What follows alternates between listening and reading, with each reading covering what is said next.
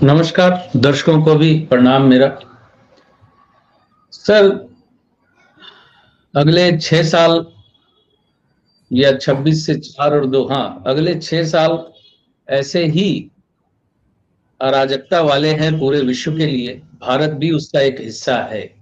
पृथ्वी से बाहर तो भारत है नहीं। आने वाले वक्त में अब तो बिल्कुल घोषणा हो गई कि तेल का कम इस्तेमाल कीजिए, दोनों तेलों का। डीजल कहीं कहीं माप के दिया जा रहा है। कल सुना मैंने कहीं यूपी में डीजल 5 लीटर से ज्यादा नहीं दे रहे, ट्रैक्टर लेकर जा रहे हैं जो, उसके लिए भी दलील दिखानी पड़ रही है, आधार कार्ड दिखाना पड़ रहा है। और फूड कंट्रोल और फूड क्राइसिस दोनों अब बिल्कुल आंखों के सामने नजर आ रही है। जिसे नहीं नजर आ रही उस पे, उसके लिए मेरे पास कोई इलाज नहीं है। लेकिन फूड कंट्रोल और फूड क्राइसिस बिल्कुल सामने नजर आ रही है, जिसपे अब बात करना भी बेमानी लगने लगा है। क्योंकि आप बात करके बोलते रहिए, क्या फर्क पड़ रहा है टाइप की स्थिति आ चुकी है। तेल 5,000 लीटर भी होगा तो हम खरीदेंगे, गैस 10,000 की हो जाएगी भी तो खरीदेंगे। ये सब बातें एक नैरेटिव तैयार करने के लिए पुश कर करके बुलवा दी जा रही है किसी के मुंह से। तो वो अपने मन से शायद नहीं बोल रहा। जिसका हेलमेट टूटा हुआ है, जिसके हेलमेट की स्ट्रैप टूटी हुई है, वो बोल रहा है कि 500 रुपए लीटर हो जाए तेल।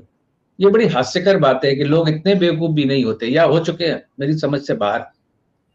लेकिन प्लानिटरी कंडीशन बिल्कुल, मैं अभी फिलहाल 2 जून को बृहस्पति कर्क राशि में आएंगे, उच्च के होंगे अगले 5 महीने तक। और ज्योतिष से जो थोड़ा भी संबंध रखते हैं, या जातक भी ऐसे बहुत हैं जो जानते हैं कि बृहस्पति जो है 12 महीने एक राशि में रहता है, लेकिन बृहस्पति 5 महीने में एक राशि क्रॉस कर देगा। इसे ही अतिचारी गति कहते हैं। लेकिन फिर भी कर्क राशि में बृहस्पति के रहने के दौरान बृहस्पति की शनि पे दृष्टि होने के कारण अगले 5-6 महीने तक कुछ शांति, कुछ कंट्रोल।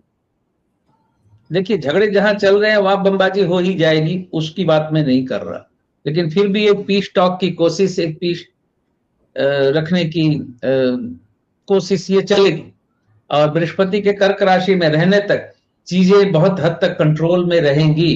लेकिन बृहस्पति जैसे ही नीचगामी होगा और सिंह राशि में आ जाएगा, कंट्रोल से बाहर चली जाएंगी बहुत सी चीजें। बहुतों की गद्दी जाएगी, बहुत राजनीतिक बियाबान में चले जाएंगे, खाने पीने पे कंट्रोल टूटेगा, पानी पे कंट्रोल टूटेगा। यानी पानी की क्राइसिस भी आ रही है, जिसका मुजाहरा आपको इंदौर में दिख रहा है अभी। किसी कंपनी के सीईओ ने कहा था कि पानी जो है किसी व्यक्ति का स्वतः स्फूर्त अधिकार नहीं है। तो ये सारे इशारे हैं, समझने वाले समझ जाते हैं, जो नहीं समझते हैं वो जय जय करते रहते हैं। और आखिर में कोई जय जय काम आती नहीं, क्योंकि जो इन बातों का समर्थन कर रहे हैं उनके पास कोई आइडेंटिटी कार्ड नहीं है कि हम समर्थक हैं तो हमें नुकसान नहीं होगा। ये चीज लोग नहीं समझते। बाकी एक बड़ी दुखदाई बात है, जो 3 दिन पहले एक छोटा सा क्लिप वीडियो देखा मैंने फेसबुक पे। और मैं बार बार ये बात जो दोहराता हूं कि लोगों को अपनी नैतिकता को जगाना होगा, तभी तो किसी की अनैतिकता पे आप सवाल उठा पाएंगे। तो वो मोराल हमारे देश की जनता के अंदर है भी, इस पे मुझे बहुत संशय है।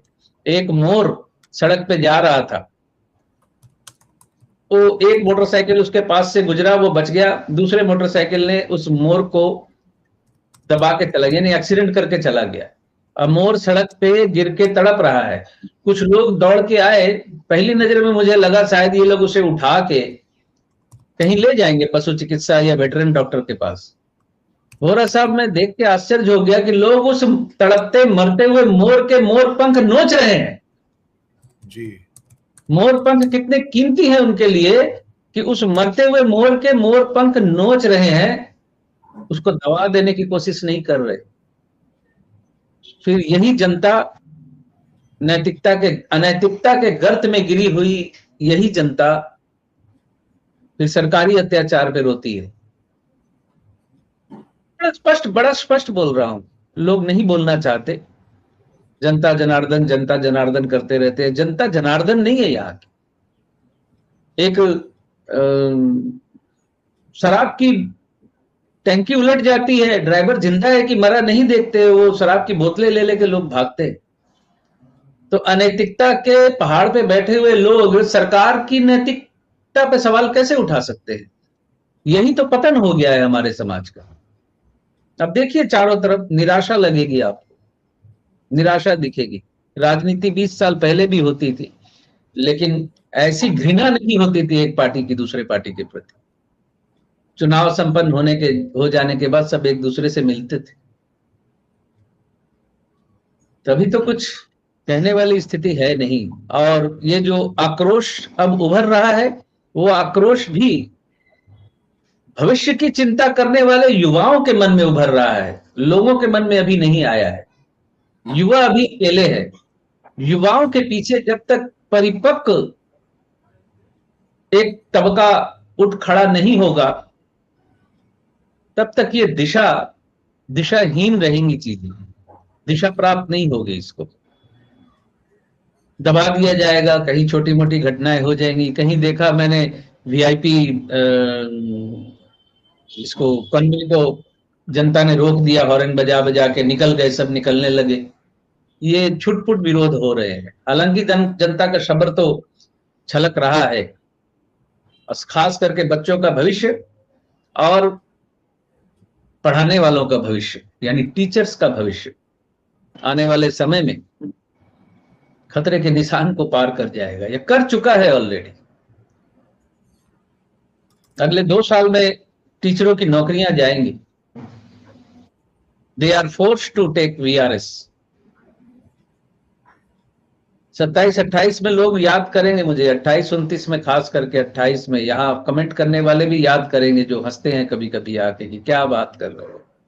ये लोग याद करेंगे, कमेंट करेंगे, ढूंढेंगे, फिर मैसेज करेंगे।